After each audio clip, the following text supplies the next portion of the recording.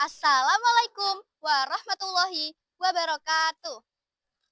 Kepada Dewan Juri yang saya hormati, perkenalkan, nama saya Zikrina Alivia Syafira. Di sini, saya akan menceritakan kisah tentang Pangeran Diponegoro, sang pembela rakyat. Teman-teman, duduklah dengan nyaman.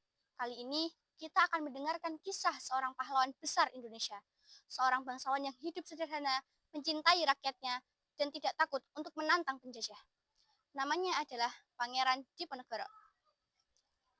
Dahulu kala, di sebuah rumah sederhana di Tegalrejo, Yogyakarta, hiduplah seorang pemuda bernama Raden Mas Mustahir, yang kemudian dikenal sebagai Pangeran Diponegoro. Walaupun ia seorang bangsawan dan cucu seorang raja, tapi ia tidak suka hidup kemewahan. Ia lebih suka hidup bersama masyarakat, menanam tanaman di ladang, dan membantu warga yang kesusahan. Setiap pagi, ia berjalan di desanya, menyapa para petani, dan mendengarkan keluh kesah mereka. Dari sinilah ia tahu bahwa kini rakyatnya sedang menderita karena peraturan dan pajak Belanda yang memberatkan. Pada masa itu, Belanda meminta rakyat untuk membayar pajak yang tinggi. Banyak sawah diambil paksa, desa-desa penuh kelaparan, dan rakyat hidup dalam ketakutan. Diponegoro tidak sanggup melihat semua itu. Dalam hati ia berkata, seorang pemimpin harus membela rakyatnya. Aku tidak bisa tinggal diam. Aku harus mendiskusikan keadaan ini. Mereka semua harus setuju bahwa penindasan harus dihentikan. Sampai suatu hari, Belanda malah memasang patok jalan, membangun proyek-proyek besar, dan bahkan mereka juga merusak tempat-tempat keramat yang dihormati masyarakat. Pepohonan besar ditebang tanpa izin. Diponegoro sangat marah. Ini bukan tentang tanah, tapi ini tentang harga diri bangsa kita.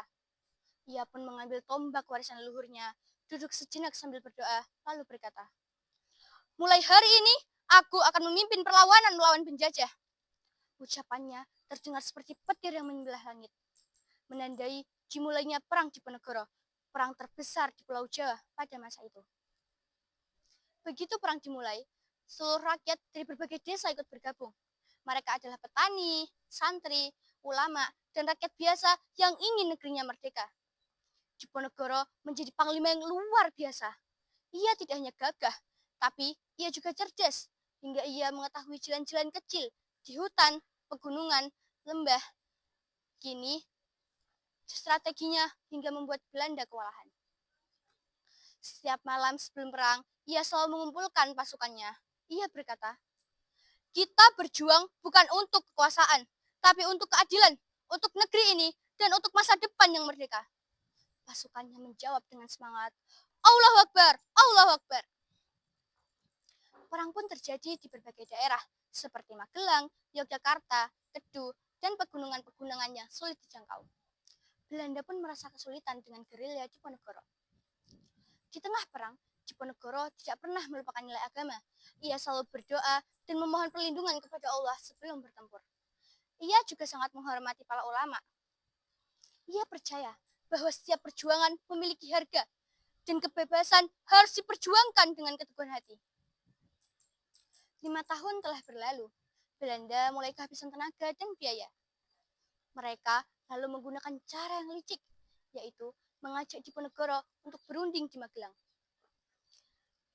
Diponegoro datang dengan harapan akan ada perdamaian. Namun, ketika ia sampai di tempat perundingan, pasukan, cepat bawa Diponegoro sekarang juga. Hei Belanda, kalian sangat licik. Kembalikan Diponegoro sekarang juga. Kemudian, saat dibawa ke kapal pengasingan, Diponegoro menatap rakyatnya sambil berkata, jangan bersedih, perjuanganku belum selesai. Selama kalian cinta negeri ini, selama kalian berani membela kebenaran, maka aku akan tetap ada bersama kalian. Diponegoro lalu diasingkan ke Sulawesi dan wafat di sana, jauh dari tempat kelahirannya.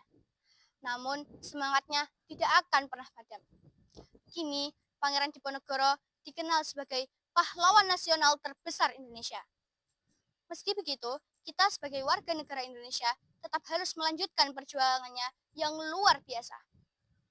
Begitulah kisah Pangeran Diponegoro, sang pahlawan yang berani membela bukan untuk kekuasaan, tapi karena cinta kepada bangsa ini, karena keinginan untuk melihat rakyatnya hidup dengan merdeka. Kita dapat mencontoh semangatnya seperti berani, jujur, dan tidak takut untuk membela kebenaran. Cukup sekian cerita yang dapat saya sampaikan. Wassalamualaikum warahmatullahi wabarakatuh.